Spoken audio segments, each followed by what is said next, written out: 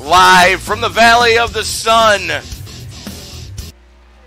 The Major League... Wow. The cacophony of errors tonight, folks, already. Major League eSports Catalyst Mid K&M Series. We're cutting heads tonight, ladies and gentlemen. Final round of the second to the last final round. Tonight, we decide who are the final four going to Homestead next week. Joey Trapasso up in the booth with you tonight. Joined with me by a new voice on Bofa Broadcasting. And that, of course, is Mr. Rod Weston. Rod, welcome. Well, thanks, Tony. I'm glad to be here. It's been a few years since I've been doing some broadcasting. The guys come up, try to get me to come down and check it out a little bit. I'm going to be a little rusty at who's what and where and whatnot, but I think we'll have a great podcast tonight. And hopefully the fans will enjoy the race today and see what happens. Hey, I'm rusty and I do this every week. But Yeah. hot laps getting ready to wind on down now. About 1 minute left in the session. As Seth the Merchant sitting atop the leaderboard. Not seeing Seth in the session anymore, though, so something to maybe keep an eye on. Spencer Preet sitting second quick. Hunter King. Mark Arthur sitting fifth quick. Doug Thompson, Tim Bills, last week's winner, who played spoiler. Marshall Newton rounding out your top 8. And for those of you wondering what did happen, 5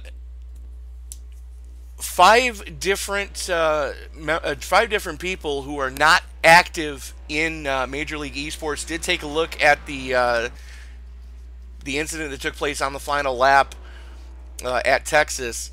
All 5 came to the same conclusion: it was a racing incident. So the win does stand. Tim Bills being awarded the victory last week. Kyle Gilbert is going to get show-up points tonight. Whether or not he's actually going to run, that's a different story. But did turn a couple of laps in the hot lap session, as hot laps are now over. So you had a little excitement last week then. We had a lot of excitement. For those of you who missed it, you can check last week's stream out in the Bofa YouTube channel archives. It is also on our Facebook page. So, qualifying underway. Marshall Newton, the first one, cranking it up. As we are going to follow Marshall on his out lap, getting ready to take the green here, coming out of 4, up to speed. Hauls it off into turn number 1 with some pace. Hauling off into that banked corner at turn 1 at 120 miles an hour. That's getting after it already. It's a pretty flat track, so it's a hard track with 2 different corners. So they have a tough time managing getting turn 1 and 2, and then turn 3 and 4. Usually it's pretty hard to try to keep the car to balance out on both sides of the track. That's the fun and excitement that is a mechanic's job here at the Valley of the Sun Phoenix International, and I don't care what they're calling it this week, but it's always going to be PIR to me. Yeah. As AJ Rogers blisters one going quick time so far. Soon taken over by Travis Brown, part of the 8. Part of the 8 as looks like he's going after a second one here. The round of doing the rounds really adds a new excitement to it. You know, usually you'd go down to the last race all by points, and having just, you know, right now 8 drivers able to make it into Homestead, it really kind of amps it up quite a bit. Well, it's kind of 8 drivers. 1 has already punched their ticket. 1 is leading the point standings coming into tonight. Has not punched his ticket, so he's got to hope for the chips to fall his way. Let's put it that way. And one of the other 8 is not here at all tonight. And that's going to be Tyler not making the call. as Spencer Preet busts one off to end all busting of one off. That sounds like the Spencer Preet I'm used to back in the day racing with him. Back then he was a young kid. I'm sure he's still fairly young, but he's not a kid anymore. And he was pretty fast back then. Getting it all wrong coming through 4, so his first lap going to be the one he's going to have to stand on. And just being told tonight, the stages for tonight going to be lap 35. Where are we? Lap 35, lap 70, and then race to the checker for the final 85 laps. Seth DeMerchant. Good grief. We haven't seen a lot of Seth this season, but definitely putting one out there. 6 1,000ths to the good. That is definitely getting it done around here at Phoenix. Absolutely. Brian McRae out on track right now, taking the green to start his flyer. Flirting with the pit wall going into 1. Entering a little low there, kid. That's something you really got to be mindful of, especially since they did the reconfigure here. They've extended the end of one of the pit walls, and it turns turn 1 kind of into a blind corner if you're not careful. A little Tokyo drift action coming off of 4 that's going to ruin that first lap, only good for 13th quick. As he's definitely not back up to speed yet, so don't expect Brian to really be able to blister one here. Looks like Tex Perry not going to take time. We're about halfway through the 10 minutes of qualifying. 10 minutes, you get 2 laps to get it done. And that just that improves Brian by 1 position. Hoot Baker, another rookie that we haven't seen a lot of this year. Just tried to give Hoot a little advice before we went live here. So, definitely something to kind of keep an eye on to see how Hoot is going to handle tonight. Not one that's normally around for open setup leagues, so something to be mindful of there. And a lot of people talk about the reconfiguration. You get the people that liked it as an old flat track, and then you get the people that like the ranking a little bit more. It's a mixed feelings of how a lot of people that like the new track and some people really don't like the new track. I like the fact that turn 1 is a little bit different than it used to be, but the part that's got me a little wound up is the whole back straightaway scenario, or the back dogleg scenario, if you will. I don't know why they took the grass out. I was always a fan of having the grass there, as you knew when you were out of bounds when blades of green were flying through the air, and now it's cones, and I hate cones. You say blades of grass, but usually what would happen is when you get the left side tires up on that grass, it would unload on you in a hurry. True story. And one of the cars I keep wishing iRacing would actually give us, because I've heard from more than one very reliable source that they actually have one as a working test mule, and I'm sure you can attest to this, being from the Northeast yourself. They have an ISM Super Modified. Ooh, that would be cool. That would be very cool. And Nim, if you're listening, please, I promise I'll stop talking smack if we can have the ISM Super. That would be neat. That would be very neat, especially at some of these tracks. That would be a lot of fun. And I have it under reliable source that it's one of the old Dunnigan ISM Supers too. Wow, that'd be nice. Yeah, and would you like to take a guess which Dunnigan Super that they scanned? I'd probably be wrong. Oh, he's a gentleman from your neck of the woods. Oh, and that would be? Kenny Bunkport, Maine. Sound familiar? Yeah, it does. Yeah. So, trivia question time, folks. If you can tell us who is the multiple-time ISMA Super Modified champion, multiple-time Oswego Speedway Classic champion who is from Kennebunkport, Maine.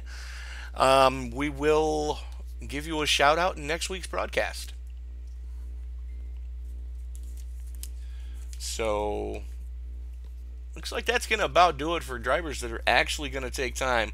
Like I said, Kyle Gilbert on his laptop tonight, not able to actually actively participate. Tried to turn some laps, wasn't really too keen on that.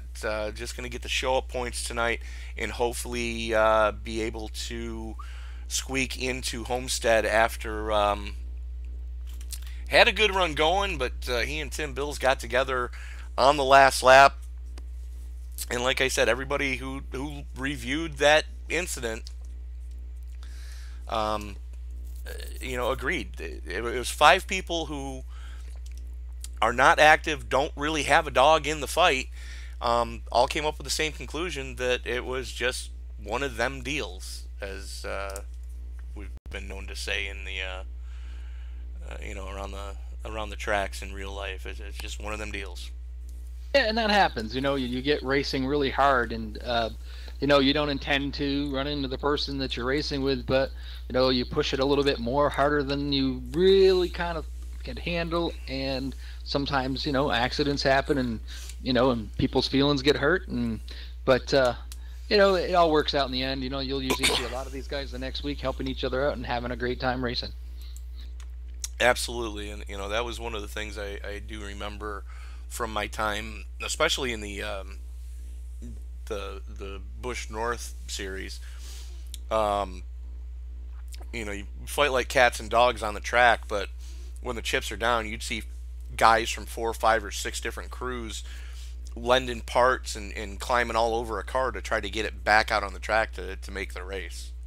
Yeah, and I see that a lot in the short tracks that I used to run up in here.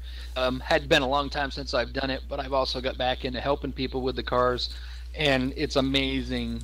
Especially a lot of your short tracks, you're out there bumping and banging and trading paint with the guy, and trying to beat him.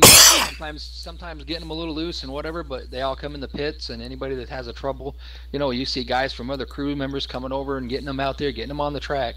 That's the neat thing about short track racing and racing like in general with these guys here.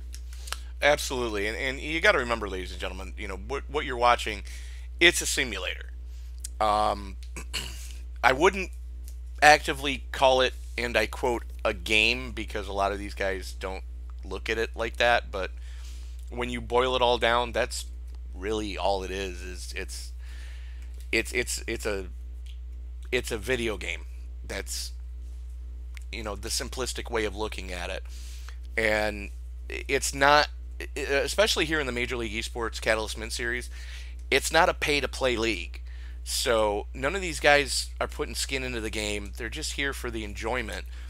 Yeah, there's some prize money that can be, that can be out there tonight, but when you boil it all down, it's really just these guys trying to have fun. So as cars are starting to grid up, let's take a look at our starting lineup.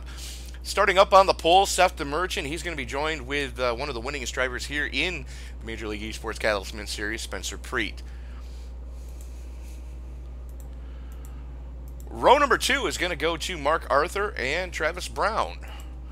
Row 3 is going to see last week's winner, Tim Bills. He's joined with AJ Rogers. Row number 4 is going to see Hunter King, another one of our chase contenders. He's joined with Russell Brown Jr. Row 5 is going to see Marshall Newton and Doug Thompson, and all chaser row number 5. Row 6 is going to see Chris Hurlow and Brian McRae. Hoot Baker and Kyle Gilbert rolling off in row number 7. And a little bit of a number change tonight, starting shotgun on the field. And I do have the story behind this one, ladies and gentlemen. You might notice that our very own Hoot Baker, Tex Perry, I can talk tonight, really, I can. Tex Perry, who's not gridded up yet, but Tex is running a different number tonight. And that is in honor of a very good friend of his, Dusty McCollum, who recently passed away. And there's There's Tex in the U.S. Army number 56. And Rod, you're being scored here tonight, but we know you're up in the booth with me. Yeah, I kind of messed up coming in. It's all right. It's been a long time since I've done it. I've done it myself on numerous occasions. So, pace car already working into turn number 3. Field getting lined up, getting ready to turn loose here in the Valley of the Sun. As they work their way out of turn number 4, pace car getting ready to make that hard left turn. The only thing that's left to say is, Grandpa, it's time to pop a Viagra because it's time to get it on in the Valley of the Sun. Green flag. Green flag's out. Pretty clean start from Spencer Preet, hanging tough on that high side, able to keep it wound up on the second lane. Seth the Merchant trying to hang with him. Travis Brown already still there. See a lot of the drivers pull down there on the infield. Can't go below them cones, but they go down there as much as they can to gain just as little as much as they can. Very much so. As Spencer Travis Brown trapped in third right now, right behind Seth the Merchant, your pole sitter. And Spencer Preet in the clean air, starting to stretch his legs, as we have seen him do time and time again here. Don't count out Mark Arthur, though. Already up into the number 4 slot. Has a rearview mirror filled with AJ Rogers already. And Spencer Preet's pit side? I wonder if that's a setup arrangement where they put a little bit of low fuel on it for qualifying. He probably forgot to fill the tank. Sometimes they'll do that. But they cannot fill the cars up after qualifying. So I think that's probably no. That's not the way it works here in iRacing. He probably just forgot to put fuel in it. Oh crap! I forgot to change my setup back. Yeah, we've all done that at least once. Meanwhile, Seth the Merchant now in the clean air, starting to stretch his legs. Already almost 4/10 to the good over Travis Brown. Travis Brown, rearview mirror filled with Mark Arthur right now, as Tim Bills works to the inside of AJ Rogers, getting the number 4 slot away from him. Look for Tim to move his way forward. And Kyle Gilbert's pit side as well.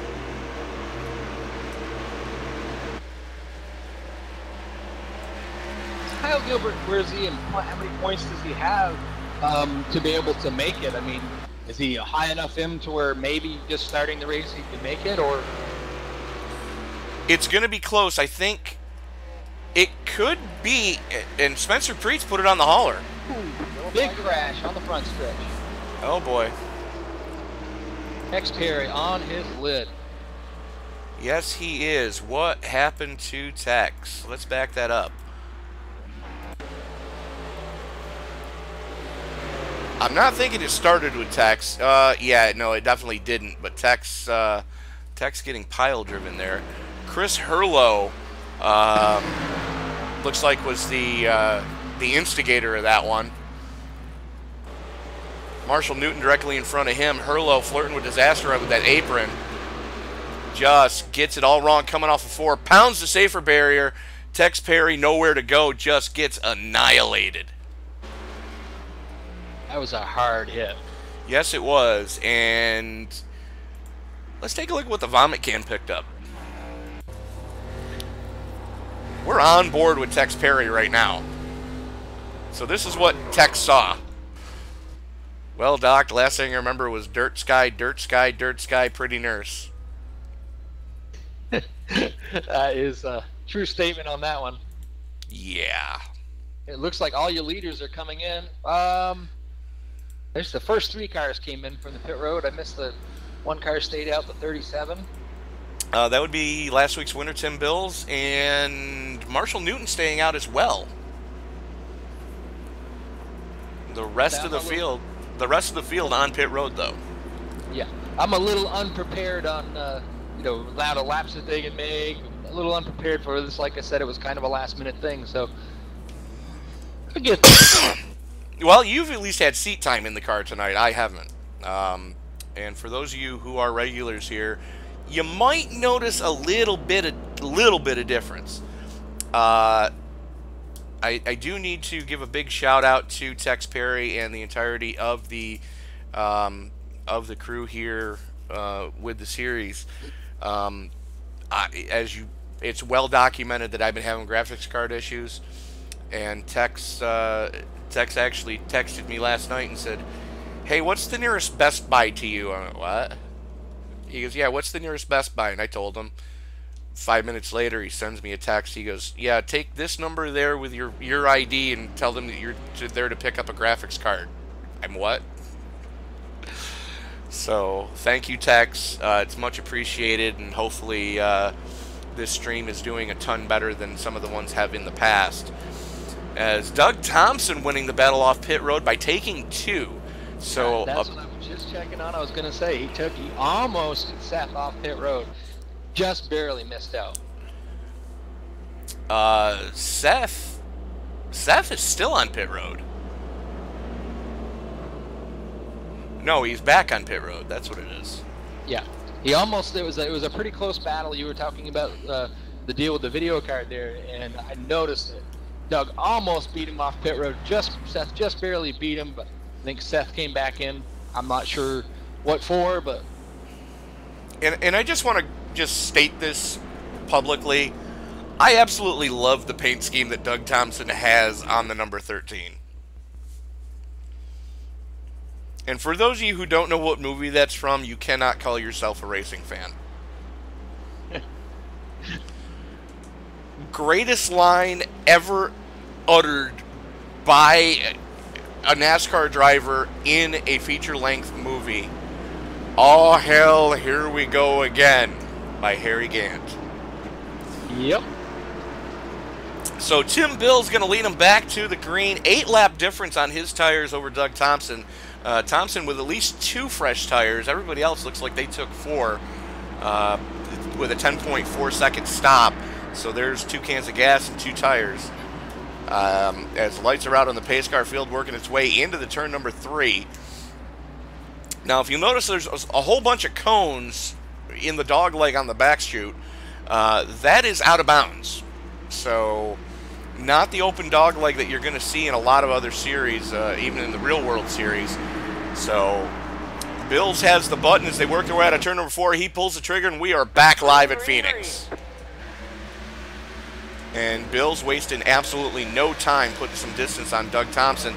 Thompson with a rearview mirror filled with Travis Brown right now. As Hunter King working to the inside of Mark Arthur.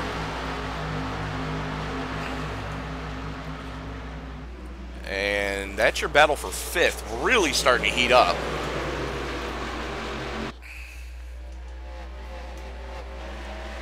Everybody flirting with disaster coming off of 4. Brown to the inside of Thompson right now.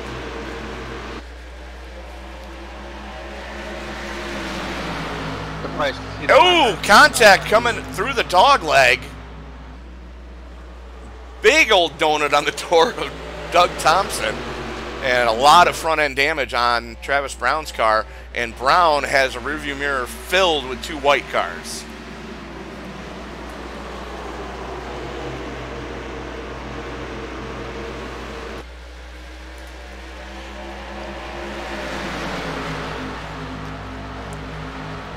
Those cones are still down there, but a lot of people are getting right down to them. Well, you can get to them, but if you hit them, you're kind of out to lunch. But,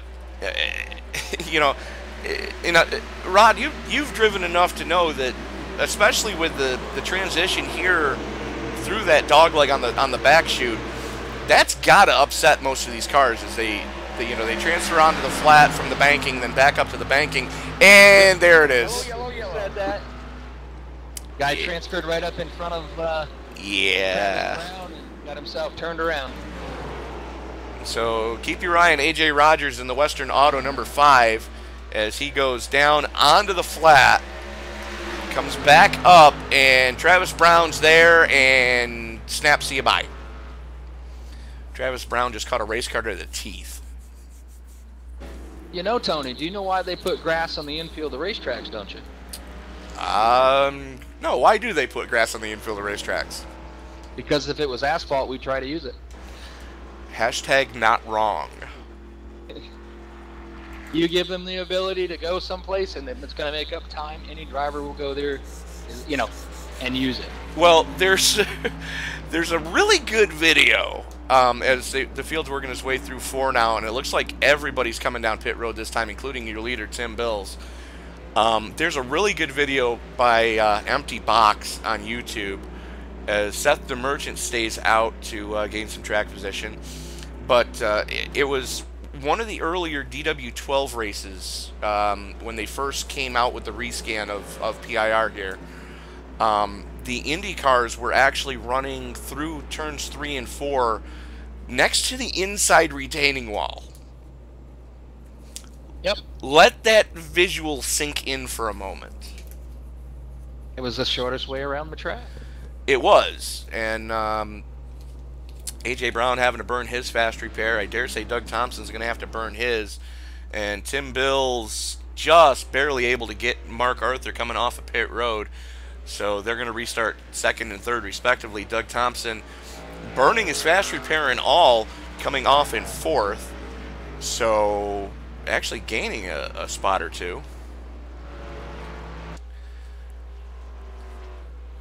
And I'm gonna go out on a limb, and I'm doing some math in my head. As I remember seeing, I don't have the points in front of me, but I'm thinking Spencer Preet put it behind the wall to try to help out Kyle Gilbert, because I'm thinking Gilbert only needed to finish ahead of 1 car, if I'm not mistaken, to actually get the transfer to Homestead. So, and Spencer was probably already in. No, Spencer was eliminated going into Talladega. Oh, okay. Spencer Preet and Mark Arthur both were eliminated after round 2. Wow. It amazes me back in the day when I raced with these guys that, you know, Mark Arthur, Spencer Preet, Michael Cozy. Well, they both missed races, that's why. Oh, okay. As the field working its way through or onto the front stretch, and I think the pace car lights are, yes, going out now. So time to double them up. As DeMerchant's going to have the button again. And Rod, how about you get us going this time? I will do my best.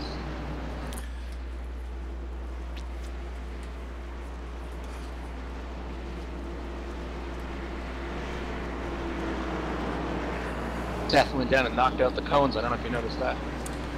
He was flirting with them. That's for darn sure. I'd hate to be that guy that runs out there and has to reset them every time. If you think it's bad here, wait till you see Irwindale when you're running a figure 8 race. Oh, that would be fun. Yeah. All right, well, as pace car's coming off turn 4, makes that sharp left-hand turn onto pit road. We got Seth out front, Tim Bills on the outside of him, Mark Arthur, and Doug Thompson. They pulled the triggers. Seth has got a good jump off there. Going into turn 1, he's out there about 2 car lengths. Tim Bills right behind him. Mark Arthur looking underneath Tim Bills. Through the dog leg. It looks like he's got position. But he backs off going in the corner a little bit. But that's just so he can get a good exit off the corner. They're still side by side for third. Doug Thompson back there in fourth watching the whole show. Seth just kind of pulling away a little bit. Fresh air. Fresh air definitely going to play a factor here tonight. And Bill's knowing that it's way too early to be running that hard, just going to let Arthur have the spot, it looks like. You kind of have to chalk it up to the latest tire model that iRacing has given this car.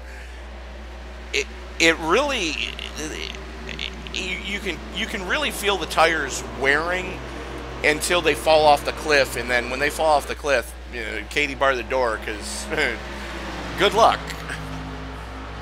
Yeah, and then the preferred line here is down at the bottom. So if you keep running around out there on the outside, you're going to wear your tires out.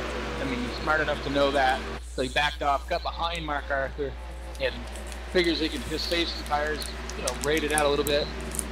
Hopefully we get a good long green flag run here, and maybe he can start making his way back towards the front.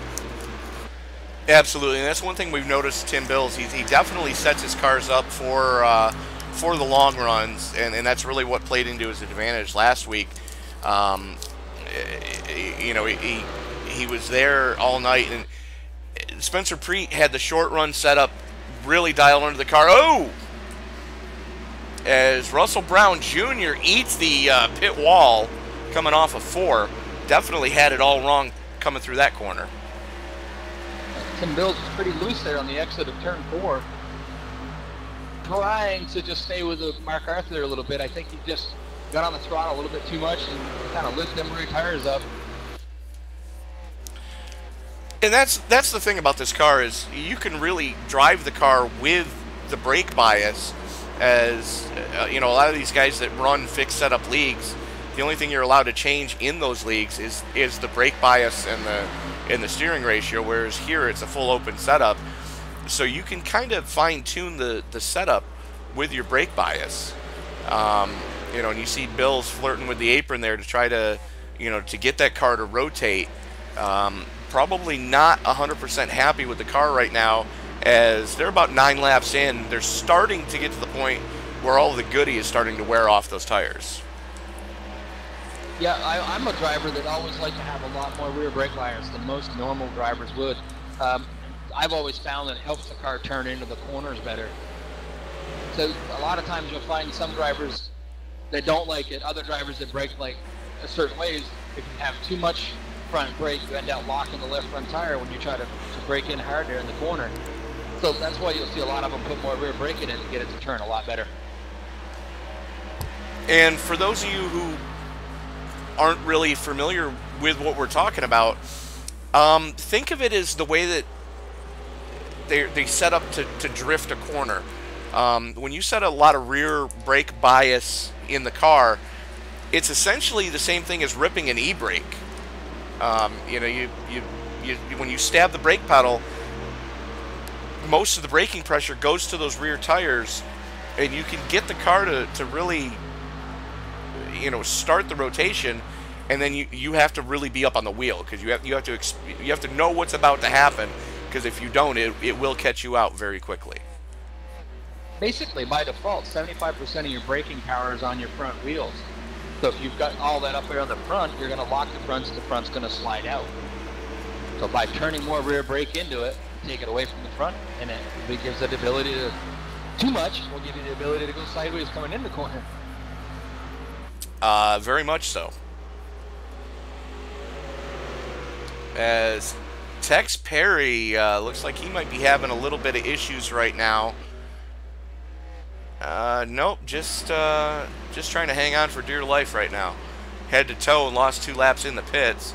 Chris Hurlow head to toe, lost a lap in the pits. Tesla Derrick isn't really walked away from Tim Bills. Tim Bills is actually kind of gaining on him a little bit by little bit. There's no little bit by little bit. Seth the Merchant has a rearview mirror filled with Tim Bills right now. He is driving it in there hard and really busying up that rear bump. Ooh! Just as he hits clips the wall, Seth McDermott does coming off the corner too. And Tim Bills gets underneath him. So preferred line for Bills right now as they work their way through the 3-4 complex. Seth gets a great run off turn 4 though. And that's the thing, if you do it right, you can use that outside line through 3 and 4 to kind of keep your momentum up. And he's been pinching Tim down a little bit in the corners, killing what little momentum Tim has. And Tim, it looks like he might be a little on the tight side as he's really using that apron to help that car rotate. And all of that battling has let Mark Arthur right back into this fight. Seth was able to get back into the lead on the outside. Like you said, he was pinching Tim Bills down which Tim couldn't quite use up all of the track and was just able to get by him. Whereas Mark Arthur was able to let the car run off the corner, and he just reeled these guys right in. He was almost half a second back, now right there in the fight, right in the thick of it.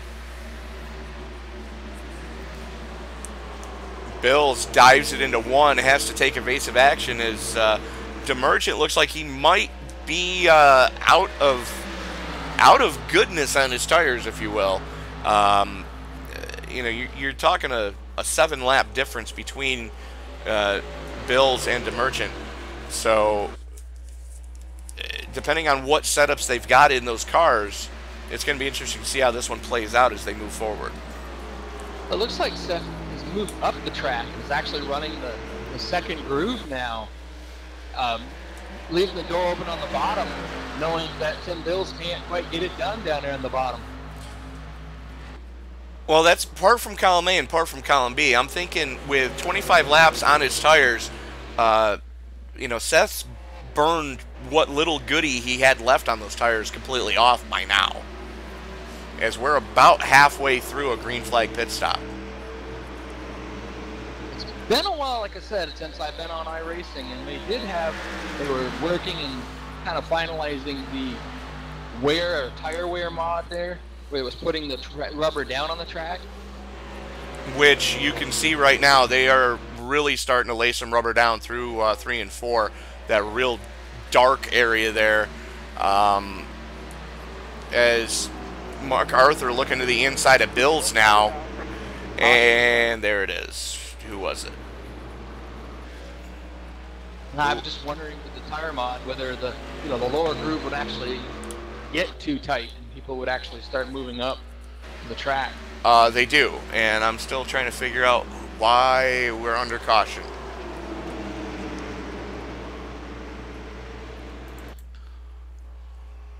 Nope, no damage there.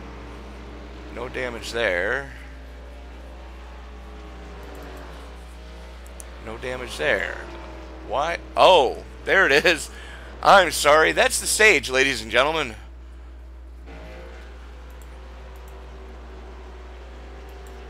I think you'll see most all the people come down pit road, get 4 fresh tires and fuel. Like you said, we were about halfway through a run. So, Demerchant, Bills, Arthur, Brown, Thompson, King, Rogers, Newton, McRae, and Brown. Your top 10 for this stage. As we suspected, all drivers are coming to the pit road. Not everybody. No. Marshall Newton trying to stay out. Yep, gets the bonus point for leading a lap. So, little strategy there being played by Marshall. You know, that all-important point to try to get him into the finals in Homestead. Currently, Marshall, the first of the playoff contenders to lead a lap tonight. And I can pretty much guarantee Tex Perry is not a happy camper, as he needs Marshall to go pit side so he can get the wave around. Chris Hurlow getting the lucky dog there. So 10 cars make that 11 cars on the lead lap now. Seth McDermott was the first one off pit road. It was a heck of a battle behind him. They were 3 wide coming off the road.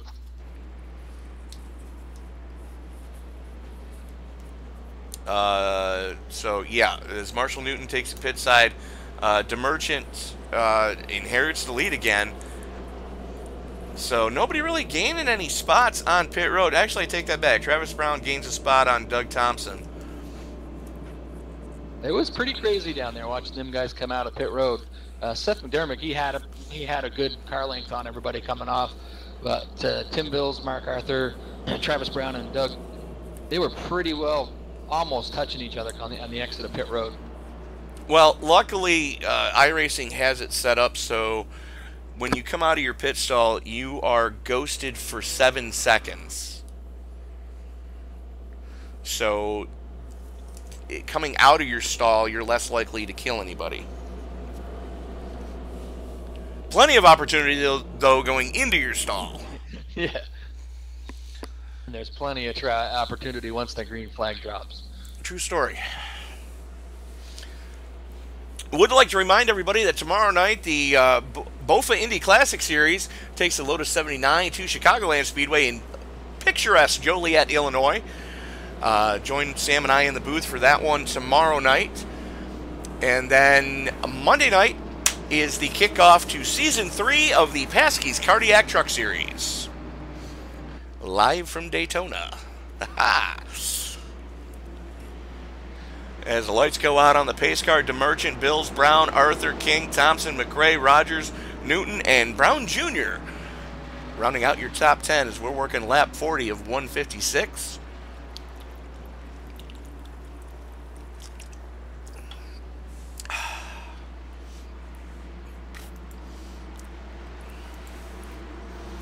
And tonight's Heartburn brought to you by Oscar Mayer.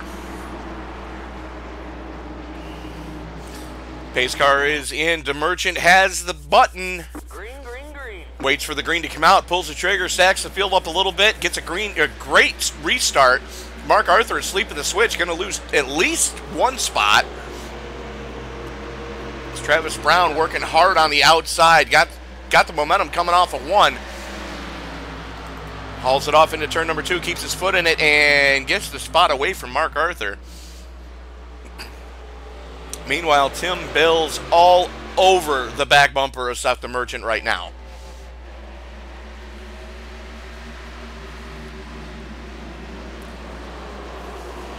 Definitely seems to have a little bit better car sometimes than Seth DeMerchant there.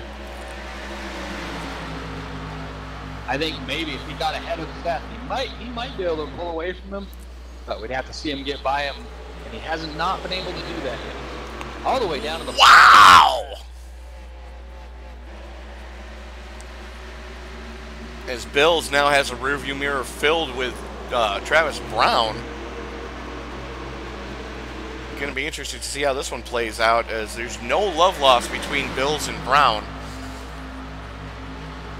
Especially after what happened last week with Kyle Gilbert. Did you catch the Nationwide or Xfinity Series race today, Tony? I haven't watched a real-life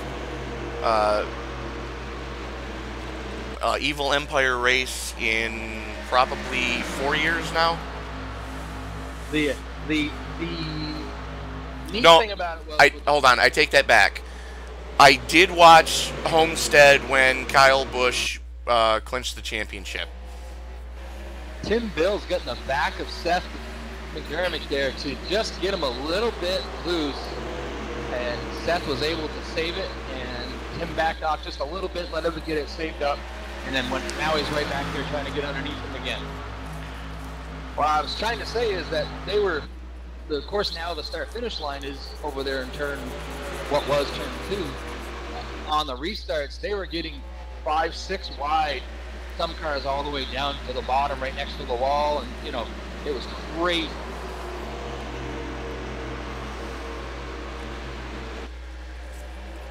I'm sorry, it sounded like you said that they moved the start-finish line to the dog leg. Yes, it's in the middle of what now we call from turn 2 to the dog leg. Now that's turn 3 and 4. Turn 1 and 2 is now 3 and 4. It gets confusing, trust me. Wow, Travis Brown all sorts of out of shape trying to stay off of Tim Bills. Bills able to keep it wound up on the high side as they work their way through turn 1, down into the dog leg. Brown losing a ton of momentum and now falls back into the clutches of Mark Arthur. I can remember when that dog leg section used to lead to the quote pit area, and there was nothing there but an opening in the wall. Yes. On the outside. Yeah, you come off turn 2, and it was really, really a tight turn. I mean, you didn't have the room to go out to the wall like you did now. It was probably 2 car lengths in more. And that was before they had the tunnel. So that's where they entered and exited the pits with the haulers and stuff. Absolutely, and I remember as a kid watching the Copper Classic and the Super Modifieds going at it, and you're like, wow, if somebody gets it wrong there, that's going to hurt. Yep. Yeah, it's amazing what the changes they've done on this track over the years. Tim Bill's on the outside of Seth McDermott right now on the exit of turn 4.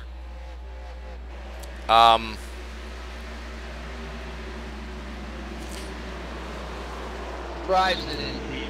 Hold on. Am I seeing?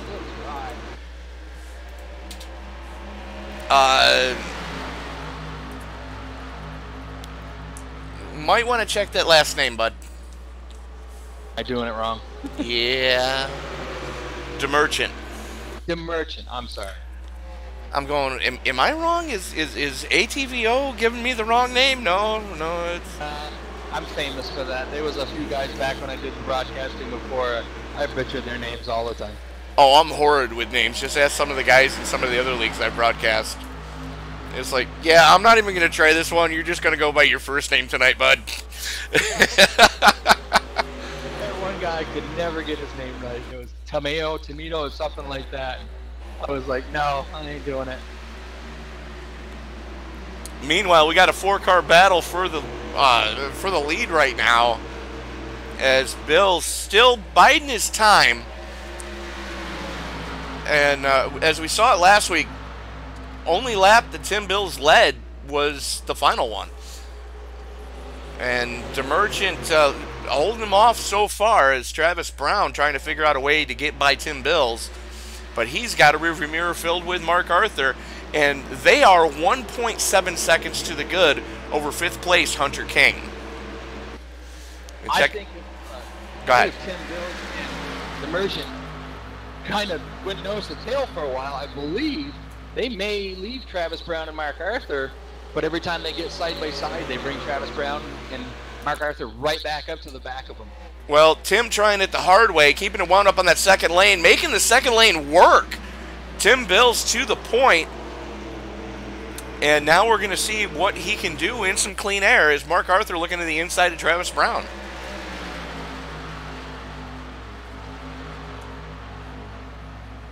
Seth DeMerchant is not letting him get away. He's right there, pressuring him, trying to see if he can't get him to make a mistake and get back by him. Well, you've got to think that, especially over the past couple of weeks, Tim Bills is really sending a message to the rest of this league that, hey guys, oh, it's Mark Arthur eats the wall coming off a 1. Tim Bills did not get off turn 2 very good. Seth DeMerchant got on the outside of him going down the backstretch. Now he's going to try to take the pass on the outside going down the front stretch. Well, I believe the phrase is what's good for the goose is good for the gander. As DeMerchant trying to pinch him down, does so, keeps it wound up on that second lane and gets the spot away going through the dogleg. But meanwhile, we're going to check back a little bit towards the battle for 6 heating up right now, as that's AJ Rogers working to the inside of Doug Thompson. Thompson keeping his foot in it on that second lane, trying to keep into the number 6 slot. Every point counts right now, as Thompson, one of the playoff contenders, hoping to make it to Homestead next week.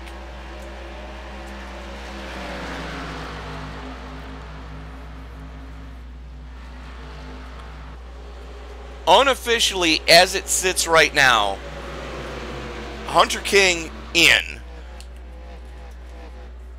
Doug Thompson in, Travis Brown in, last playoff spot going into Homestead, unless unless Marshall Newton or Tex Perry win tonight, the last transfer spot will go to Kyle Gilbert on points by 1 point.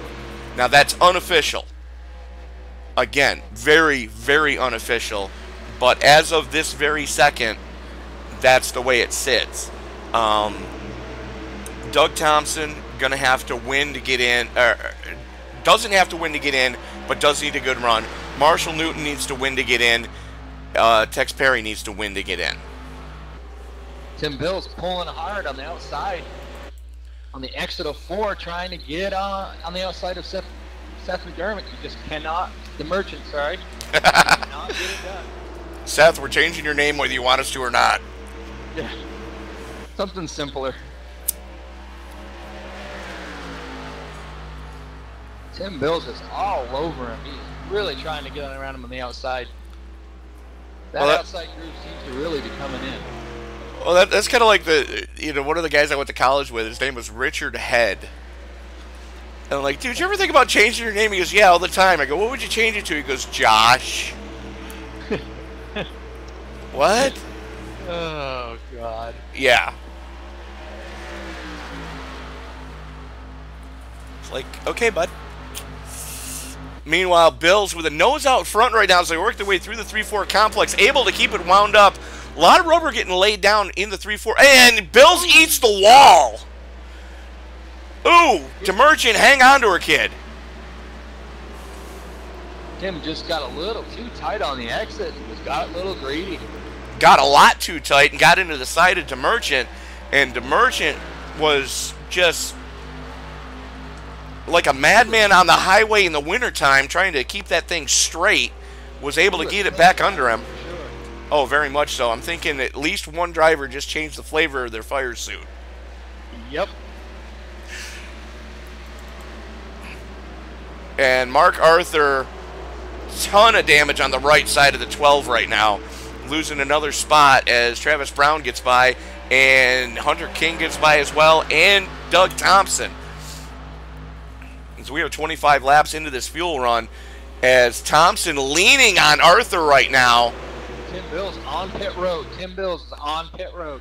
I'm thinking he's going to have to, with as hard as he hit that wall, going to have to burn his fast repair. Going to be lucky if he only goes one lap down here. Right rear of that car is really severely tweaked up. I'm going to say that he narrowed that car up by a good 1.5 feet as the front of that car is starting to look like a pavement modified.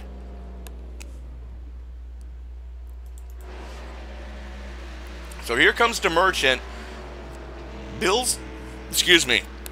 Tim Bills did use up his quick repair, so he's getting 4 fresh tires.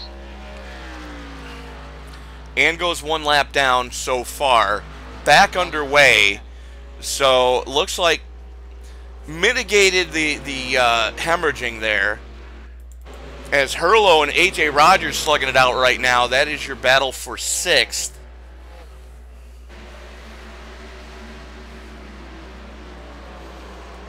As unfortunately, Chris Herlo, not the best start last week in Texas, hit everything except the pace car in the announce booth.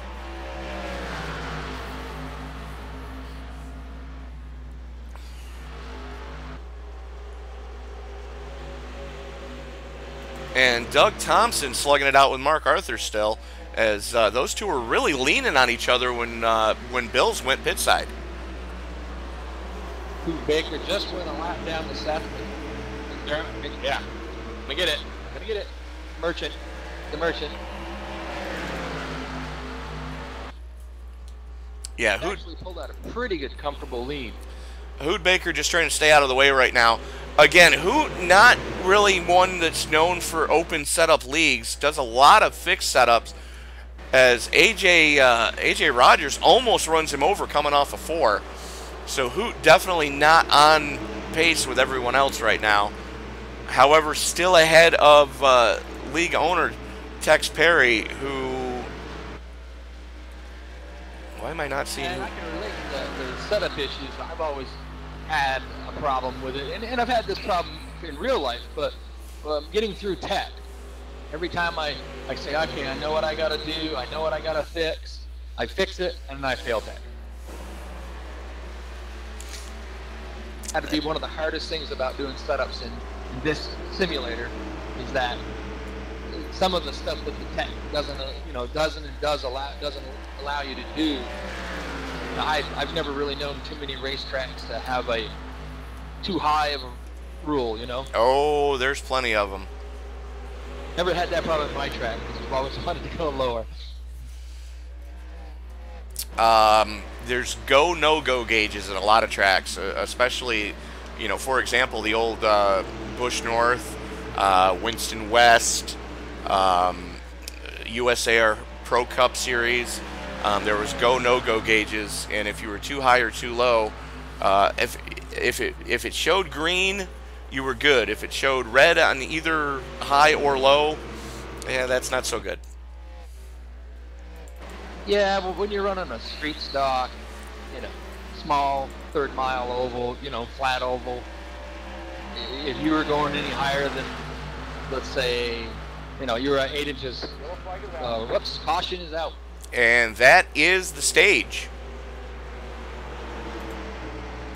So stage results, DeMerchant, Brown, King, Arthur, Thompson, Rogers, Hurlow, Brown, Newton, and McRae getting the final point. And that is going to put Tim Bills back on the lead lap. And we're assuming, is he going to be the lucky dog? He was the first car 1 or more laps down. So he'll probably come around pit, get 4 fresh tires, top it off with fuel, and make a charge back to the front.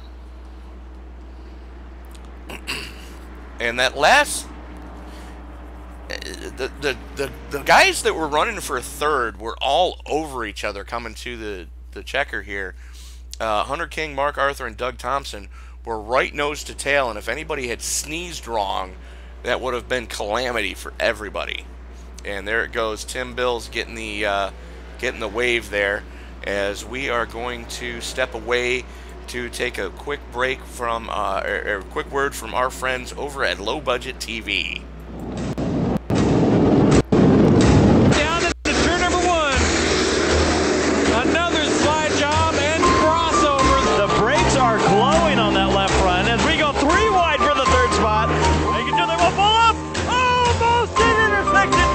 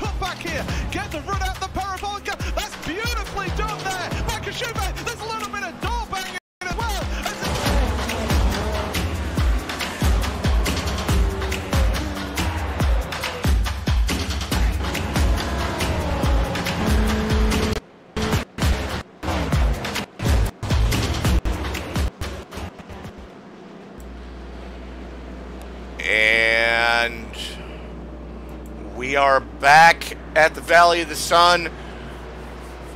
Preliminary stage is over. Final stage ready to get underway. Seth Brown going to have the button, or sorry, Travis Brown beating Seth DeMerchant off pit road. Full 2 seconds to the good over for Brown there. A lot of right side damage though. Only a 2-tire stop for Travis Brown. No, he took 4. He was 14-2 on pit road. He took 4. Okay. Just didn't get the damage fixed. That Seth DeMerchant stayed on pit road longer to get that damage fixed. Field working its way through the 3-4 complex. Brown has the button. DeMerchant looking to get back towards the front. Brown wasted absolutely no time pulling the trigger. We are back underway. Be interested to see with the damage he has on the car whether or not he can hold Seth back. And right now the battle really just a slugfest between Thompson and King for third. Major points implications there. Both of them know what's at stake, and both of them hoping to be able to point their way into Homestead. Oh! Yellow, yellow, yellow. Big wreck.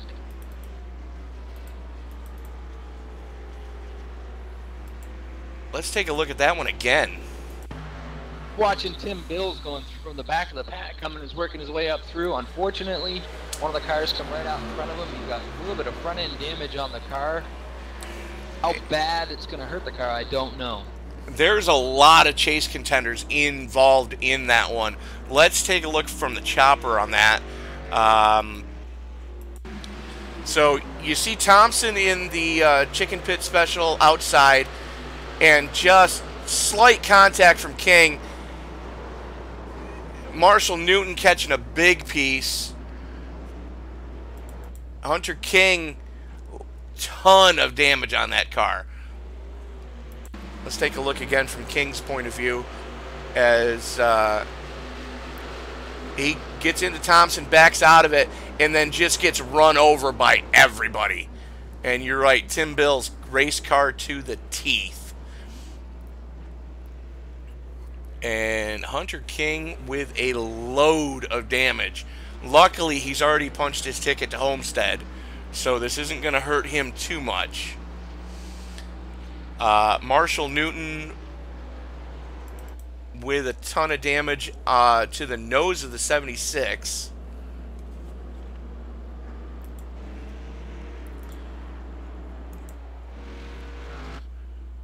So a lot of cars on pit road right now. Mark Arthur, wow.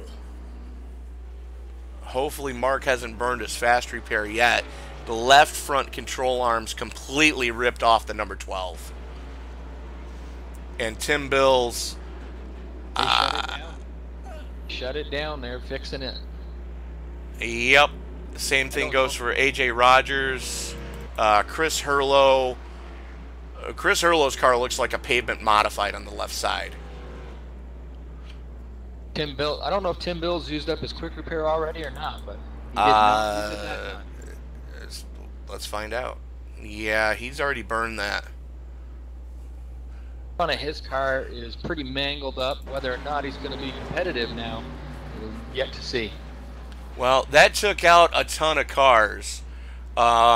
Travis Brown in the catbird seat, getting ready to try to move towards Miami Homestead. Brian McRae promoted up into second place, very clean on the 35 right now. Hoot Baker just barely able to squeak by in the U.S. Army 82.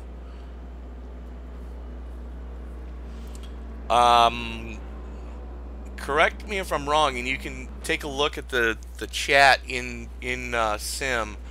It looks like Mark Arthur and Hunter King have both put it on the hauler. Yep, they are done for the night.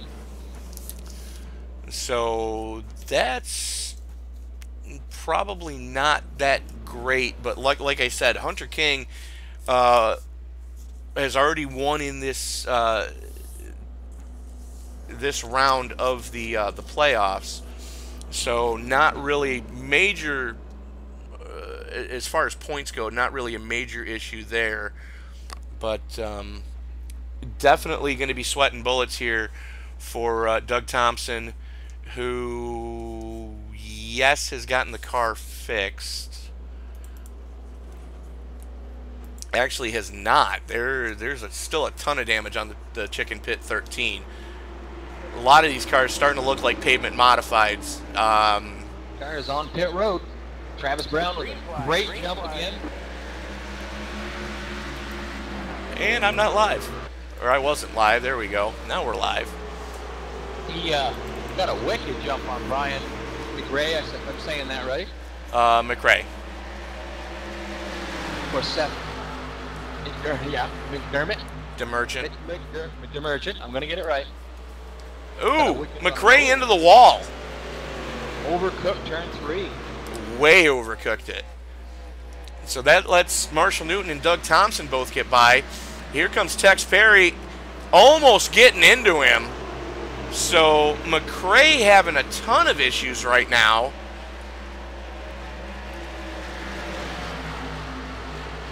And as of this very second, Hunter King in, Travis Brown in, Marshall Newton in, Kyle Gilbert in, Doug Thompson first one on the outside looking in. So Thompson's got to figure out how to get by Marshall Newton. And with all the damage that's on that number 13, that's a big ask.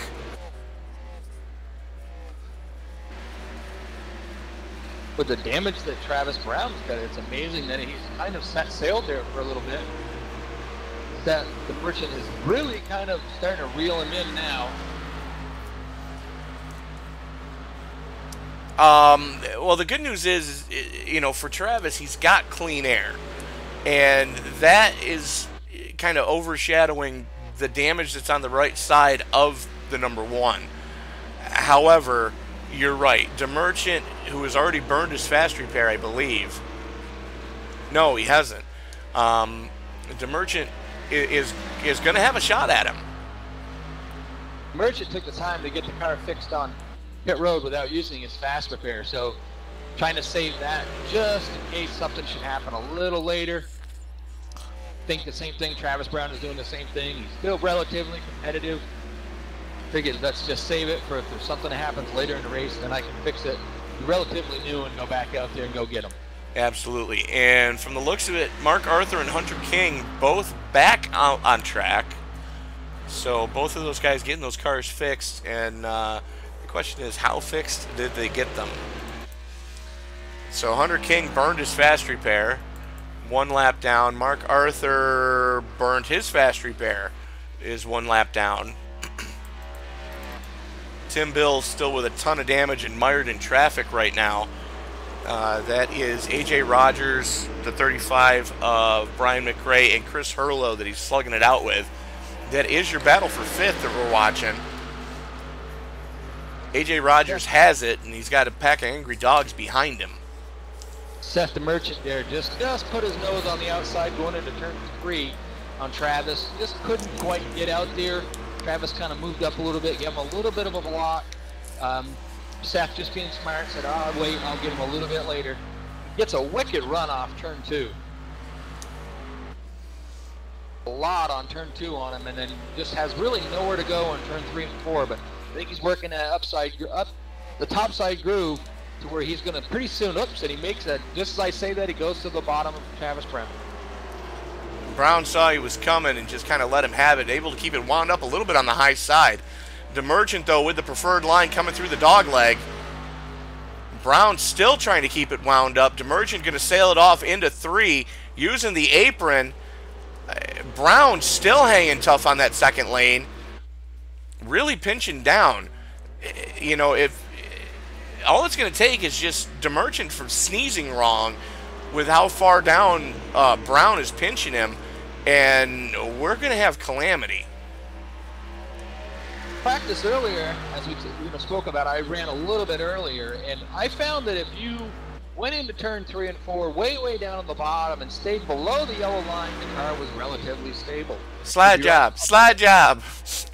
Sorry, had to do it. Yes, okay. And then on the outside of the yellow line, it was relatively stable. But if you got the left side tires inside that yellow line and the outside tires were still on the track, it unloaded.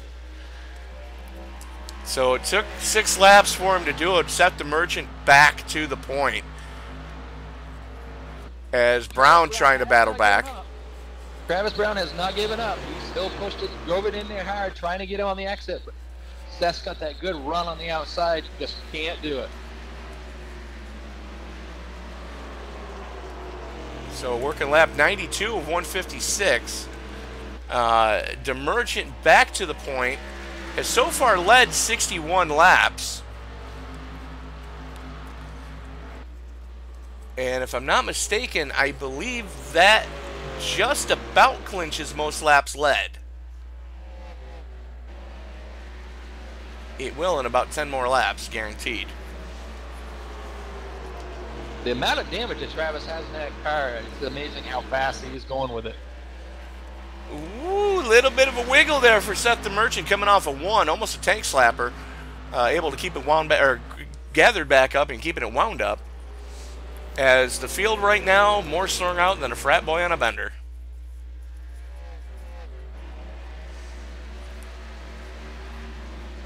So even at a half a second to the good for Seth DeMerchant, this still is your closest battle on track right now.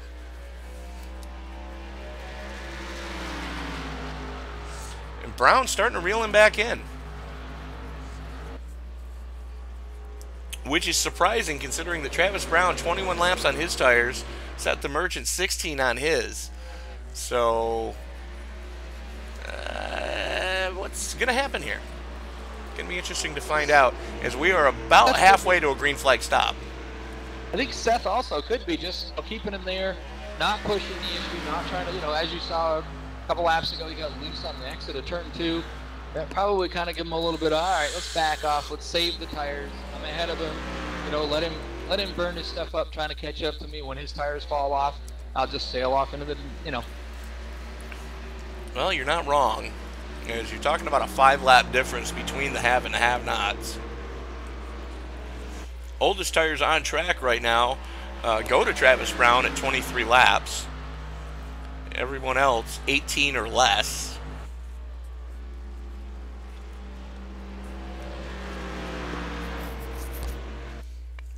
And all the battling that was going on and all the cautions that have happened and that calamity that took place is definitely not what Tex Perry was hoping for, as Russ Brown Jr. has actually put it on the hauler, going to be scored in 13th position. But Tex Perry was 2 laps down after that early barrel roll, and just unfortunately not able to get any headway made with lucky dogs or waiver rounds. You look at Seth, yep, here I go. DeMerchant time. He's actually slowed down about 3 to 4 tenths since the start of the restart. So I think he's just backed off a bit, saving. Well, here's the thing. If you look at their last laps, DeMerchant was a 28.1, Brown was a 28.14 to a 28.13, and there we go. That last lap, 27.9 for Seth, 28 flat for Travis.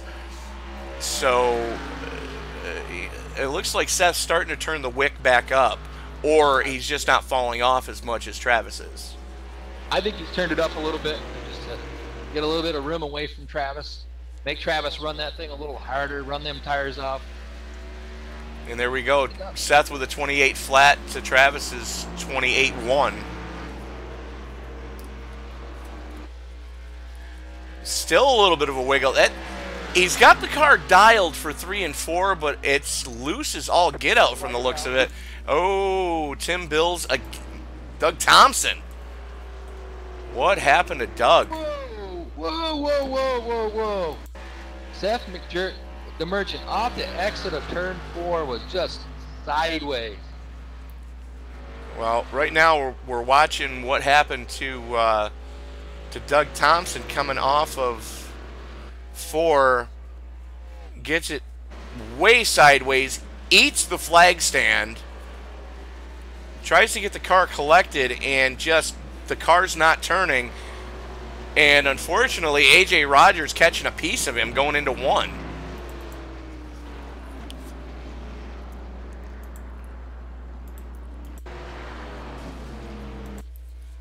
And here they are. Here he is coming off of. He's about to get to Doug Thompson, and Thompson just clips him. And just 50-50 rail grind. I'm impressed. Pretty much everybody on that road. Ooh.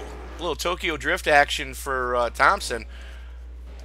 Number 9, Hunter King stayed out.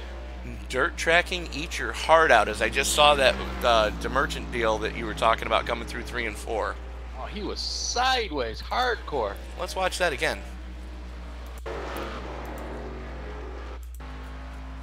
So here he is going into 4 and just under caution, just having some fun with it. Jesus. You're killing me, Smalls. You're killing me. So that actually does put Mark Arthur back on the lead lap. See, that Tech stayed out. I don't know if he's going to try to get a wave around or not. Seth, the Merchant, did win the race off from pit road. They went in about the same, come out about the same, 4 tires, fuel. Absolutely, and Hunter King back on pit road, so he's going to lose some track position to Brian McRae. Chris Hurlow pit farming right now. Tim Bills pit farming right now. Looks like Tex Perry is going to stay out to try to get a wave run and get one of his 2 laps back. As well as Mark Arthur. Mark Arthur got the lucky dog, so Mark Arthur is actually on the lead lap, but he is going to have to drop to the tail of the field with 2 to go.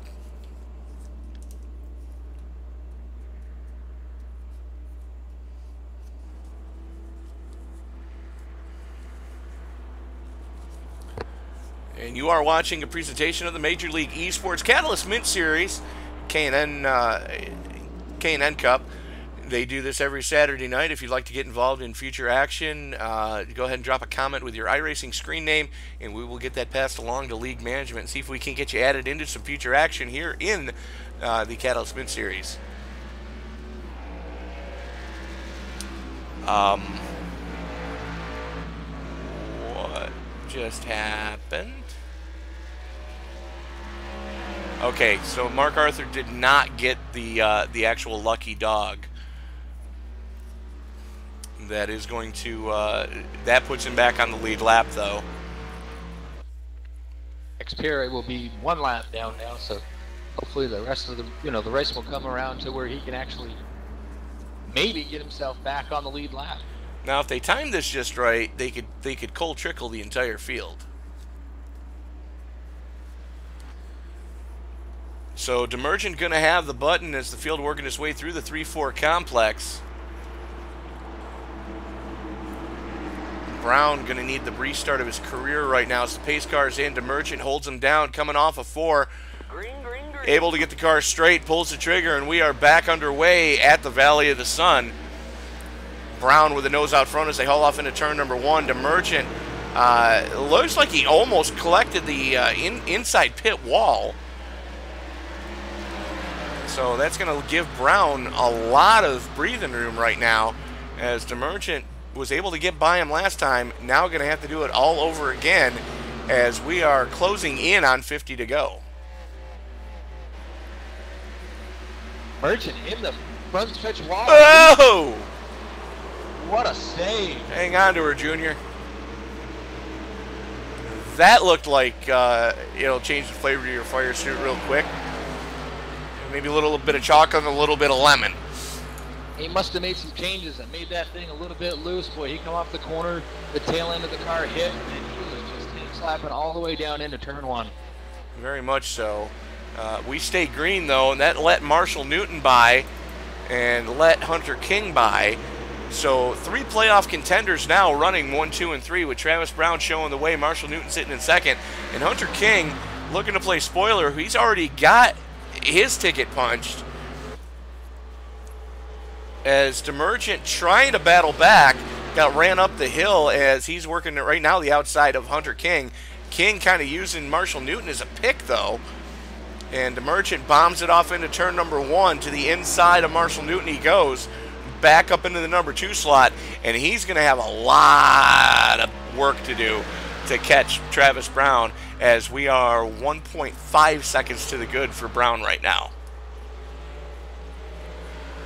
Travis Brown just needs to keep his nose to the grindstone, keep going forward, keep turning the good laps, and hope that Seth cannot reach him. Well, with as sideways as Seth has been coming through the corners, I don't think Seth is going to reach him. Unfortunately, I hate to say it that way, but whatever adjustments the team made on that last pit stop, DeMerchant is acting more like he's, trying to try out for Tokyo Drift Part 2, Electric Boogaloo, rather than race here at PIR. Again, he was loose on the exit of turn 4. He's definitely struggling a little bit on the exit of the corners with that 032 car.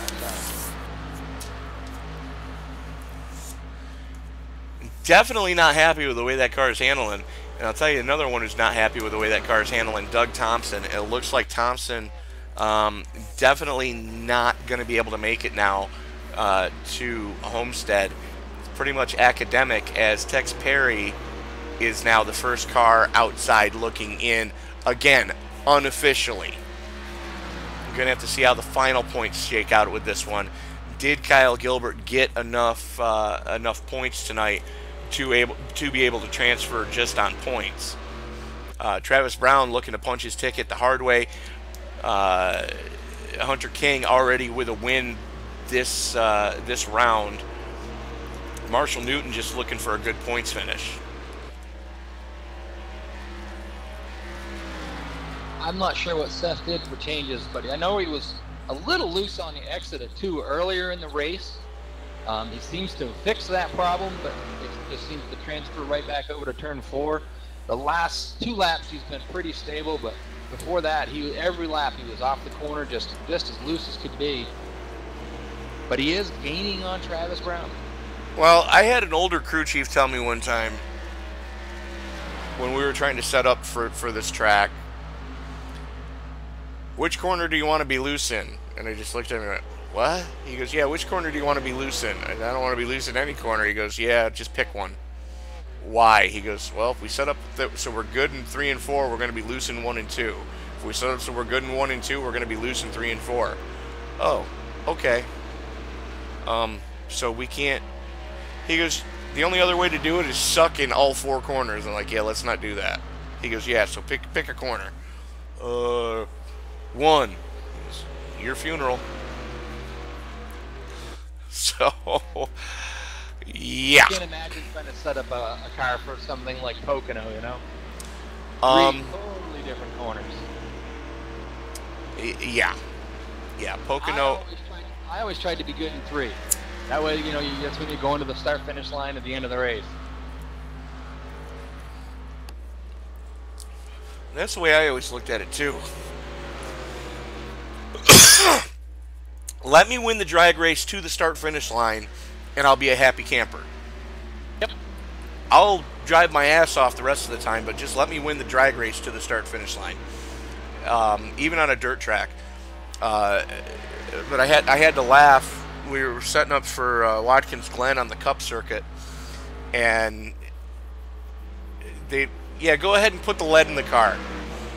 And they threw the car on the scales. They're like, what did you do? You told me to lead the car. Well, why'd you lead it this way? Because we need a minimum of 1,600 pounds on one side of the car. Yeah, but why is it set up this way? So I drew a map of Watkins Glen. I said, what do you see? He said, it's a road course. And I kind of, on the white erase board, I kind of drew my finger across a section of the track. And I said, and I put my hand over one corner. I said, okay, now what do you see? All right-hand turns. He goes, that's an oval. I said, yeah. Except for turn 7, it's an oval.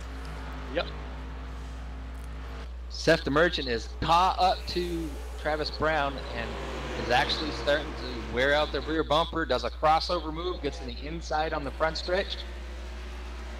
Easily passing Travis Brown. Travis Brown's coming hard on the outside, but I just don't think he's going to have enough.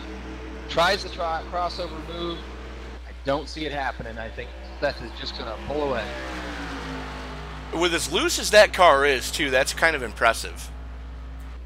I think probably what happened is he was really, really loose in the early part of the run, and now the car's kind of come to him. Well, with fuel burn off, it probably tightened the car up. Excuse me. Into the back of Seth, just to get him a little bit loose, upset him, got him up the track a little bit. But Seth was able to hold on the outside and retain the lead. Doesn't look like he actually got into him. Just looked like he was trying to rattle his cage a little bit. But you're right. Pretty close. Oh yeah, another coat of paint, they would have been in trouble. But meanwhile, if you take a look, DeMerchant and Brown, this is your closest battle on the track. The rest of the field more strung out than a frat boy on a bender. As Hunter King is 2 2/4 seconds off of these guys. And Mark Arthur is pit side. So Mark Arthur, the first one to blink. And Brown and DeMerchant still in lockstep with that battle for the lead raging on. And we are quickly closing in on 25 to go. Now, can our 2 leaders make it on fuel, or do they need to do one more stop? We have not seen the money stop yet, my friend. There's no way they're making it 45 laps on fuel. Okay. Travis Brown underneath the Seth and back out in front. That was into the back of Travis. Yeah, and you can see the wrinkle now in the front bumper of DeMerchant's car and the rear bumper of Brown's car. There was contact that time.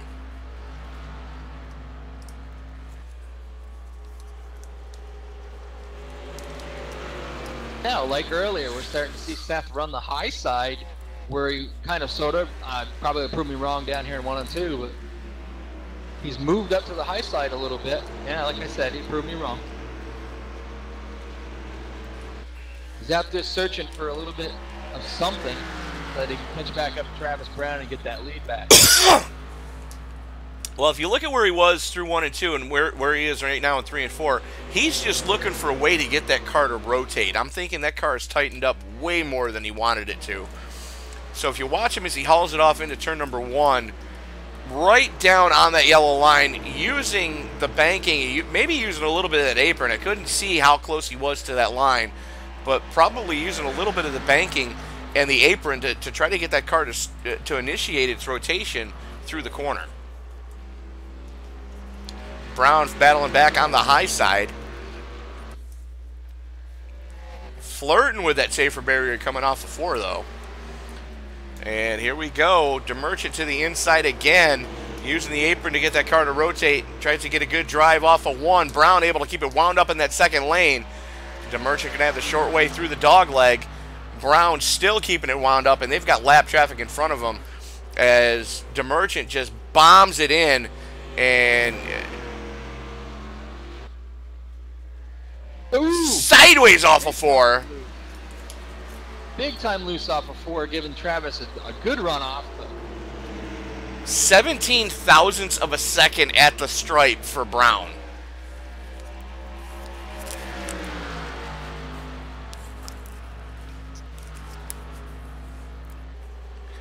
DeMerchant throwing slide jobs all over the place, trying to break whatever momentum Travis Brown has. Travis is trying to get up underneath that rear bumper. It has loosened him up a little bit. He's seen him get loose all night off and on, thinking if I get up there close enough, I can take that air off, make him just a little bit loose again. And they are quickly approaching the lap cars. I believe that is, yes it is, Hoot Baker, and I believe that's Tim Bills directly in front of him. Imagine Tim Bills getting ready to be a lap down earlier in the race. He was one of the top competitors. That big crash in turn 4 that he could not avoid, I think really, really took the wind out of his sails. Yeah, but if you look at Tim Bills, number 37 right now, that car looks like it just survived the World Figure 8 Championships at the Indianapolis Speedrome. Yeah, the nose of that car is really severely banged up. Aerodynamic disadvantage more than any type of advantage. And Tex Perry looking to get his lap back the hard way. or one of his laps back the hard way. Well, he's got fresh tires, and we're about to see what the tire fall-off looks like. Tex Perry almost a full second faster than Seth DeMerchant that last lap. He has a wicked run through the corner there, just nowhere to take that run that he had. He had to lift. He had to lift because Tex doesn't want to be that guy. He knows those guys are battling for the win, and as much as he wants to try to get his lap back the hard way, just doesn't want to be, quote, that guy. As Marshall Newton has gone pit side. I've raced with Tex for years, and he is one of the gentleman drivers out there.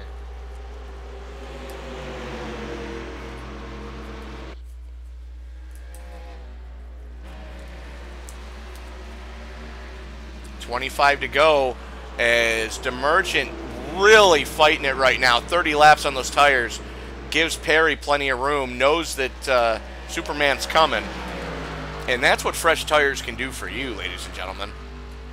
The question is, with 25 to go, who's going to blink first, DeMerchant or Brown? 4 tires and a cape, as we always called it. Whenever I was spotting, I used to tell my driver, yeah, Superman's coming. You might want to be mindful of that one. Yeah. DeMerchant is really, he's still, and that tires must be really falling off because he is getting a little loose on the exit of the corners. Travis way down at the bottom of the track. It looks like they're coming to pit road right now. Both of them are pitting at the same time. Oh! That's not good. On the entrance of pit road, now going backwards down pit road. Is that legal? I'm not sure.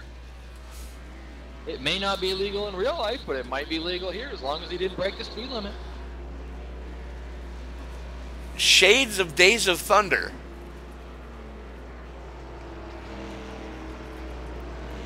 The linkage is twisted. Just give me the high gear. Yeah. That's going to hand the lead of the race over to Chris Hurlow. As damaged as that car is, Chris looking to lead a lap here. Travis Brown easily beats Seth McDermott off the pit road. Off the pit road. Being the Merchant did the spin around and rode around backwards there, spun it back around. He lost a lot of time on pit road. Absolutely. So Brown in control of this one. 22 laps to go. It'll be 21 this time by. Chris Hurlow still showing the way. Still needs to make his money stop. Marshall Newton has already made his money stop. Hunter King in second. Has he pitted yet is the question. He has 8 laps ago. So he did it earlier than the rest of the guys, using his fresh tires to his advantage, getting himself out there into second place, possibly the lead when Hurlow pits. Well, we're about to find out as there was a 4-second advantage for Travis Brown that time over Hunter King. A 27.6 to a 27.2. King with the 27.6, Travis Brown with the 27.2, Seth McDermott with a 27 flat. So he just bettered his pole time on a race load of fuel. Let that one sink in for a moment, folks. Well, now it's turn 3 and 4. It just makes you wonder, you know, he's probably going to be losing so much time. He's got to be just hoping for a caution. He is, and that was one of the things we saw last week at Texas. It was so difficult to get on and off pit road cleanly at speed at Texas that every time green flag stops started to happen, we would inevitably get a caution, and you'd catch half the field or more a lap down. With only 6 cars on the lead lap, a caution's going to put him back into 6th place. Possibly, if he pitted now, that may actually put him further back than that. Probably yes, only because Brian McRae is actually cranking off some pretty decent lap times right now. And if you look at Hurlow's car, I think it was like you said before that it'd been to the speedrome demo derby. The back of the car is not pretty at all, nor is the front of that car. It is beat up very severely, very disadvantaged aerodynamically.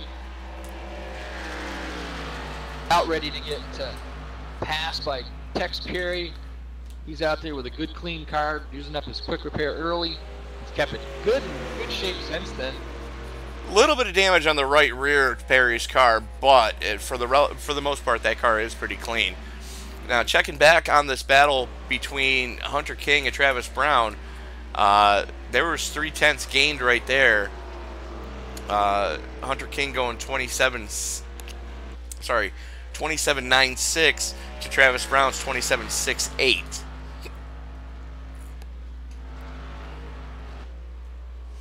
As we are 16 to go. And the big question is, Herlo with almost a 4-second lead over King, is he going to try to stretch this another 15 more laps? He's already 39 laps into his fuel run. Can you make it from here? I'm not sure, but I'm telling you, he's not doing a lot for fuel mileage. Just barely coming off the exit of turn 2, almost hit the wall, pushing the car a little bit hard. It doesn't seem to me like he's doing much for conserving fuel if he's running it that hard. This is going to be real interesting to see how this one plays out, as Hunter King now 2 flat behind, as you see King flash by. And that was King at the bottom of the screen as he went through the dog leg. We're going to be able, there's Herlo, there's King, and you saw Brown lurking in the background. So Herlo's in trouble. 13 to go, and he is in deep. As in, dude, bring a snorkel kind of deep. The thing of it is, he's kind of tried a strategy in hopes that it would work. It's not going to work. Hunter King is about to catch up to him. And with the difference in speed, as they haul off into turn number 2, Hunter King with a 5-mile-an-hour advantage at the stripe. Hunter King easily turns to the bottom and just drives by Herlo. Yeah, and that's what 40 laps difference looks like on your tires. Travis Brown is up. Now Herlo's going to pull into pit road right now. So I would assume they're probably just going to take 2 tires and a little bit of fuel and get back out there, try to save as much as they can. Very much so, but if you take a look, business has just picked up. Because King's showing the way right now. Just won a 28-1, and Travis Brown won a 27-7. And there's Seth McDermott, who just went 27-6. And we are 11 to go. Make that 10 to go. Ought to be pretty interesting. Probably about 3 or 4 more laps. I think all 3 of these drivers are going to be right on top of each other. It'll be interesting to see when that happens and how they all manage to get by each other and keep them going straight. And here's the other thing you've got to keep in mind. What type of team rules are in effect right now? Because King and Brown both drive for the same team. King's already in the next round. Brown doesn't necessarily need to win to get in, but it would definitely give him some momentum going into the next round. And then you've got Seth McDermott. You got me doing it now. DeMerchant. Damn it, Rob. So Seth DeMerchant looking to play spoiler for the 2nd week in a row. A non-playoff contender looking to, steal one from the guys that kind of need to win to get in. And as far as the team orders go, I can tell you, I run in another league where we have teams like that, and the only team orders we have is don't wreck each other. And, as much as you'd probably like to give a guy the room to go to make sure and guarantee it, a win's a win. And sometimes they're not that easy to come by. So he's going to race it just as hard as he can to try to get that win. And business just picked up as DeMerchant all over the back bumper of Brown right now. And yeah, I've run with a couple of teams in some other leagues myself, and the only team owners we've ever had were try not to kill each other, but if you are going to kill each other, make sure it's a Sports Center highlight. As Brown to the inside of King now, and DeMerchant just bottlenecked. The teammates using each other as a pick, trying to keep DeMerchant behind them.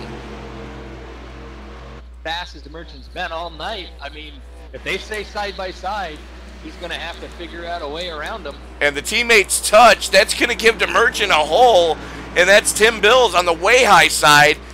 Live and let slide job coming through turn number 1 as he hips checks Hunter King out of the way, and that's Hoot Baker that's about to be used as a rolling pick as well.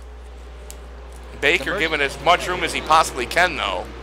DeMerchant got a wicked run off too, and took advantage, and then he got behind Hook there, and he couldn't go nowhere. But then he backed off, and he's got the high side. He's in the lead, but Travis is not giving up at all. And we are 4 to go. And this has just been a barn burner all race long between these two. No quarter asked for, no quarter given. Dermott gets such a run on that high side off the exit of turn 4. Travis in deep in turn 1. 3 to go. They are still side by side. Coming through the dog leg. DeMerchant trying to keep it wound up in the second lane. Brown giving it everything he's got.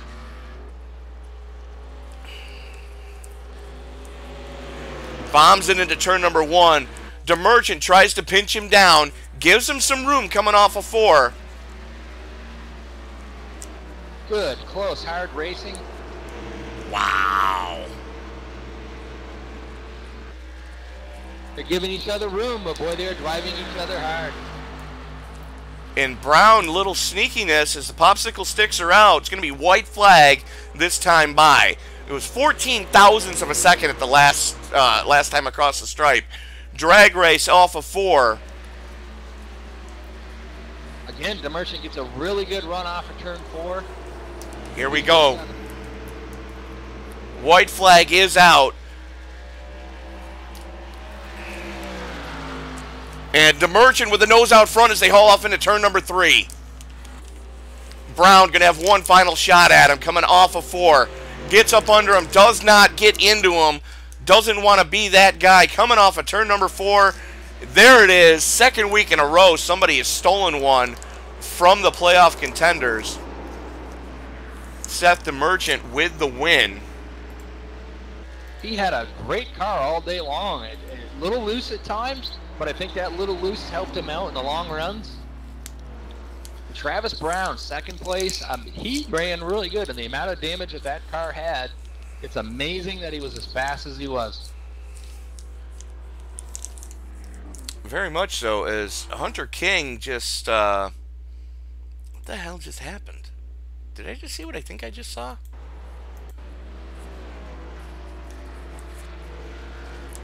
Yeah, Hunter King just turned him.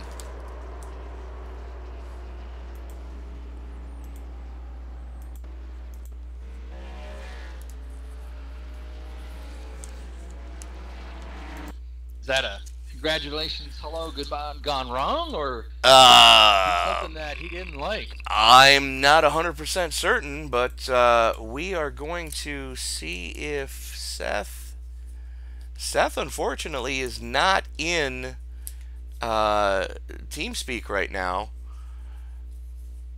And I'm not seeing Hunter either. So, anyways,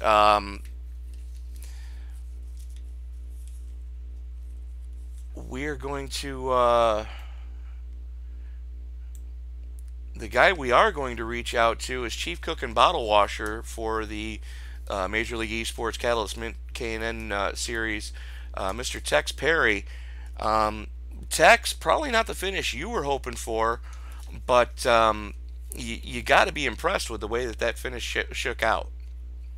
I definitely had a front row seat there for a little bit, and I was trying to stay with them just because I wanted to see how it was going to finish. And we kind of messed up one of the turns there a little bit down in 1 and 2, and caught the apron and fell back. But yeah, still a good show. Holy cow, that's probably one of the best races we've had all season. Very much so. I mean, in the last couple of races have been real barn burners coming down to the wire, and it was good to see, the finish this week not being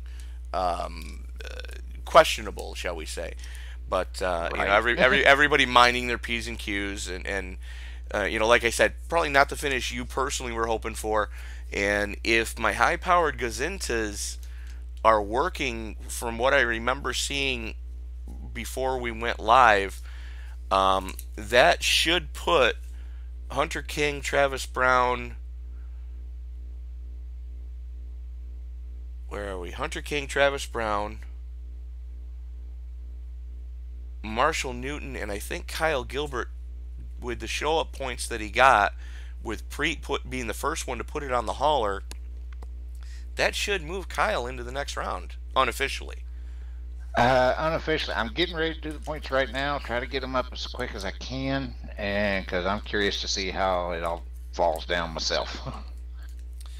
Well, Tex, we're gonna let you get to that. We'll move you into the waiting room. We'll let you move yourself back down whenever you're ready. But Rod, you got to be impressed with the way that this one finished tonight.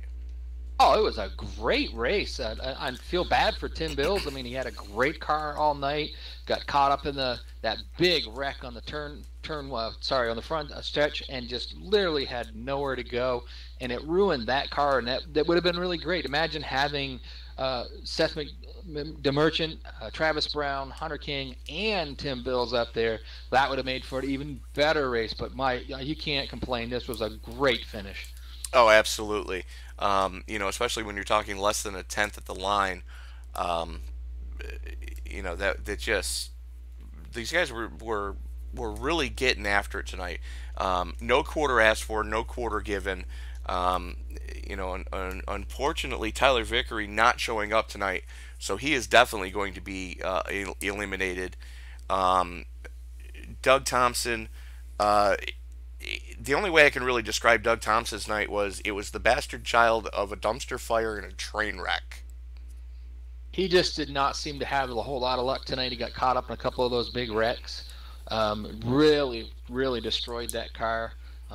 Like a lot of the drivers out there, he'd already used up his quick repair, and it just didn't handle it all anymore. I mean, he had no aerodynamic advantage with it, so he was just hanging on for whatever he was able to grab for the night.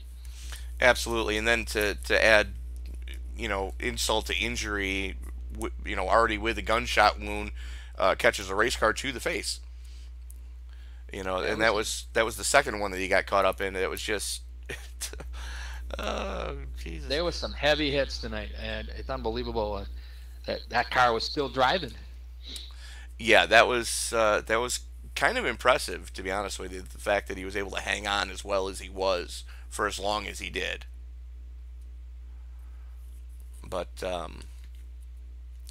yeah, still waiting for our race winner to get into TeamSpeak. I'm not sure if Seth's actually coming tonight or not, but yeah, you got to be impressed with the way that one turned out. So,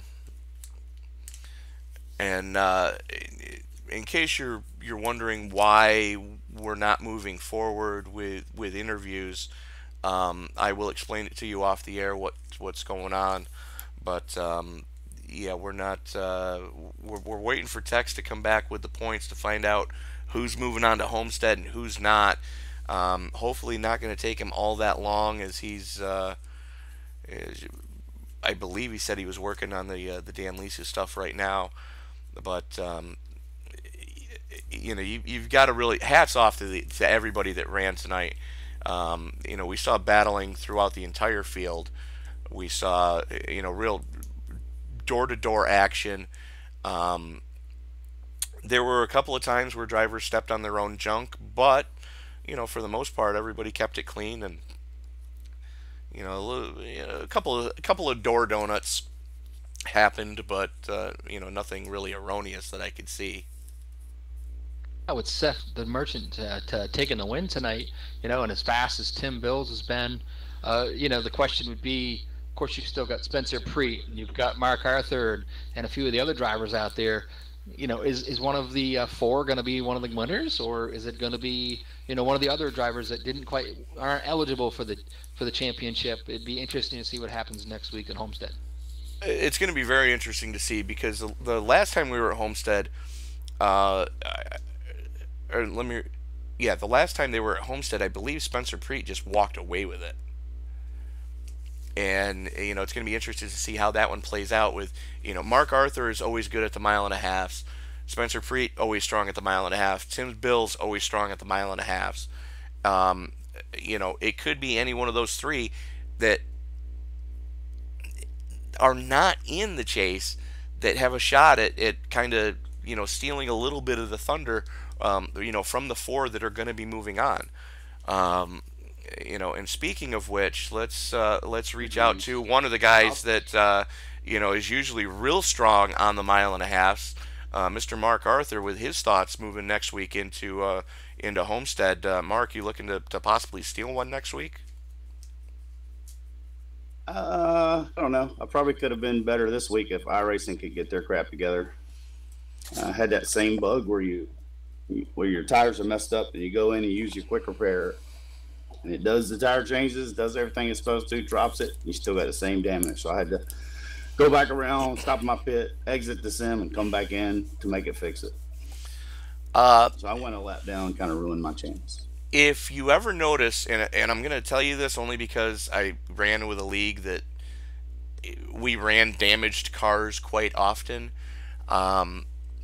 If you ever notice that you don't have all four tires in contact with the road, stop 2 pit stalls away from your stall and take a tow from there. It'll take 35 to 40 seconds to get you into your stall, because the team's got to come over the wall, push the car in, and then burn your fast repair at that time. It will fix it. It's a glitch that we found with some of the Indy cars, and it seems to work with everything. I'm not sure with the new damage model if that's actually going to work, but that's one of the things that I found in the past to try to help solve that issue. But Mark, you still got to be proud with coming home with a 4th place finish, especially after being 2 laps down at one point. Yeah, I think I only went 1 lap down, but I battled back. I mean, I was really close to going 2 laps down there when I came back in the sim, and battled back, and they had a caution, and I just didn't take tires. Took a wave around. I had like 20 laps on my tires already. So I was losing a lot of time, so as soon as I could go the rest of the way, I pit and gained a little bit of time, but once they got tired, they just blew past me. So I've got to ask the obligatory question at this point. You've had so much success with the Powerpuff Girls paint scheme. Why the change? Because I actually run another league, and Foul Zone Towing actually sponsored that league. So switching back and forth, I'm not going to pay $24 to have that pro trading paints, so I can have 2 different paint schemes. So it's a pain to switch back and forth. Maybe I'll bring it out next week. Fair enough. Well, anyways, joining us now, Chief Cook and Bottle Washer for the Major League Esports Catalyst Mint K&N Series, Tex Perry. Tex, do you have a points update for us? Points are updated, and I did not make it. Good news, 4 going to Homestead. Hunter King right now with the points lead. Travis Brown down by 8 points. Kyle Gilbert behind Travis by 1 point. And Marshall Newton will be your final 4 at Homestead, who was behind Kyle Gilbert by 10 points. Doug Thompson was out by 8. And I am out by 15. So Hunter King getting the word right now that he is going to be going into Homestead as your unofficial points leader. Hunter, you kind of got to be happy with the outcome tonight.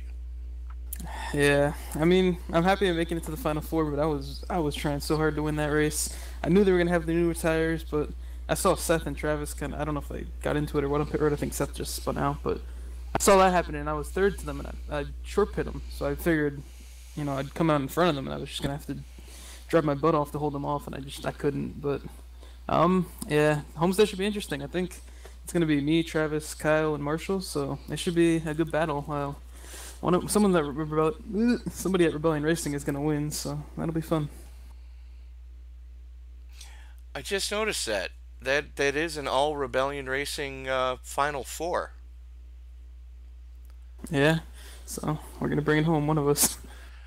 Well then, that kind of throws a monkey wrench into the works for team standings. But looking forward to seeing next week's race. Tex, your thoughts going into Homestead next week? A little dejected, but hopefully I can try to steal one away from these guys and make them actually have to earn it. All right. Well, that is going to about do it for us tonight.